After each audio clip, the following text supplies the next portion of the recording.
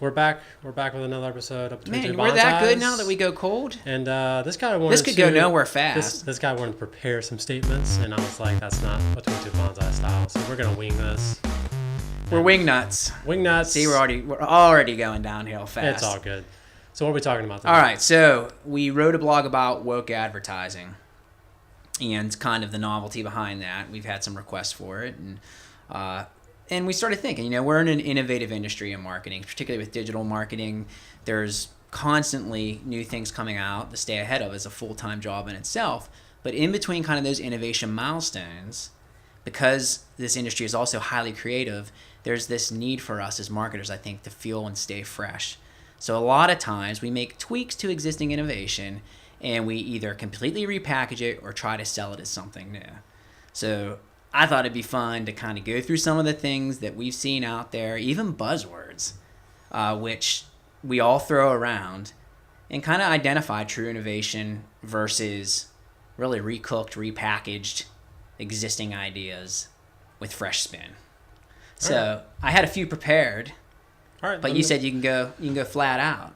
Well, hit me with. So tell me what you know about link juice. Link juice? Yeah. Well, we've been doing Gin and link juice. We've been doing some research about SEO and trying to. Because this is a big one. I hear link juice all the time now. I've heard it on the radio. Well, I was trying to demystify. What the hell it was? Demystify SEO and trying to dive in because that's a completely separate Between Two Bonsais. But yes. during doing that, I saw the term link juice and I saw it everywhere, and I wouldn't say that's really like a trendy term, but it's just an interesting way they've packaged how much power a link has. SEO has been around for a long time now, right? Yeah. And they keep fine-tuning and finding ways to dial into the data and to drive using that data, right? Yeah. So link juice is just kind of a newer metric in the algorithm.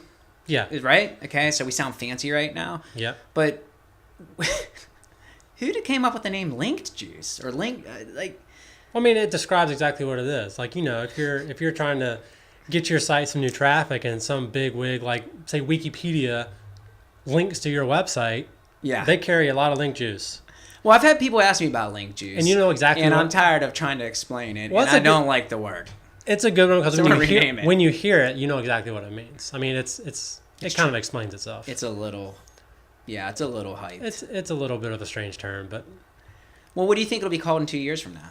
Probably still link juice. So the question is, how long do these things stay around? It was like when I was trying to get the term Yaz to stick around here. I was the asshole.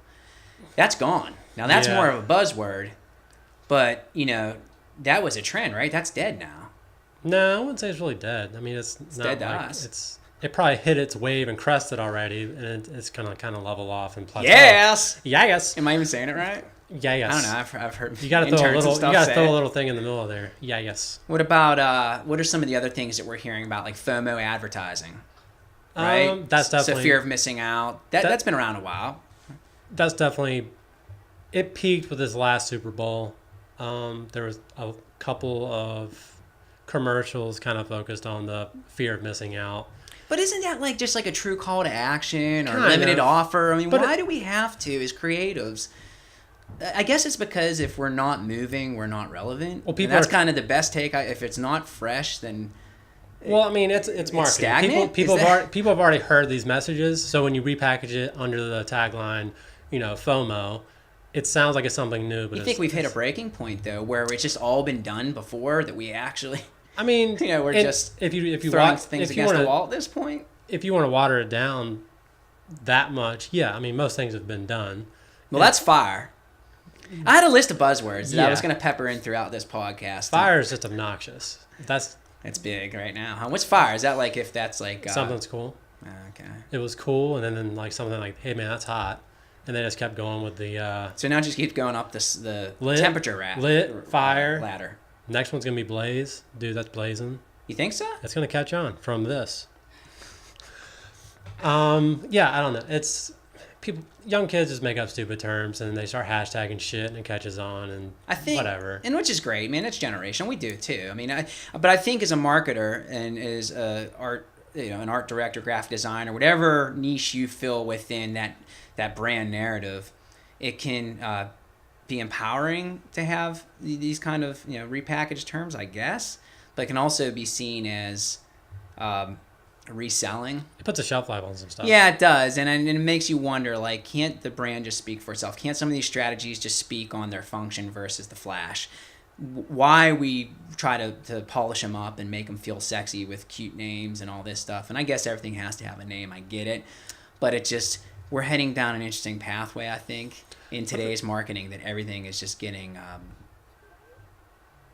it's getting hyped. It's getting hyped. With Well, yeah, there you go. There's one right there getting hyped. What, is that outdated already? I thought No, I'd learned that last week. That'll be around a while.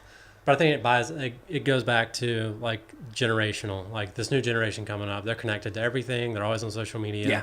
So they're constantly having new terms come up, and marketing's way of connecting to that demographic is to go through these terms as fast as that demographic uses these terms. And just consume. So we have to copy what that demographic is doing, and they burn through terminology at a crazy rate that we're not used to. And they probably see behind the curtain too, to say yeah. these are 40, 50 somethings trying to fit in with 20 somethings. And I think that's where brand authenticity is really important. The moral of the lesson is you're going to have a lot of the new innovative terms being thrown at you as a business, and there's going to be real innovation in there, but you have to dissect and make sure that you're being sold something new versus something that's repackaged, because when you buy the repackaged goods, you usually end up finding out, and no one's ever happy. Yeah. So.